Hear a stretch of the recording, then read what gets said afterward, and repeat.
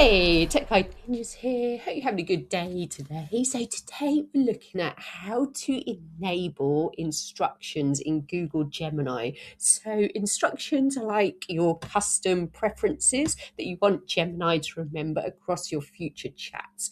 So to turn this on, we're going to click on the settings and help tab in the bottom left-hand corner. From there, click on the top tab, instructions for Gemini.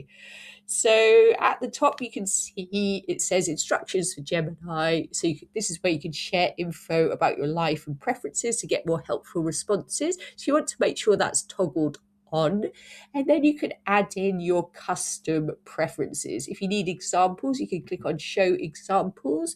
So you can add in things like use simple language, avoid jargon, or I prefer short, concise responses. So decide if any of these are good or use your own. So I'm just going to copy and paste the top one. Then I'm going to shut that, and then I'm going to click on add. Then I'm going to paste that in and click submit. So that's what you can do for yourself and add in your own preferences to shape the future responses from Gemini. I hope that was helpful. Please like the video and subscribe. I will see you soon.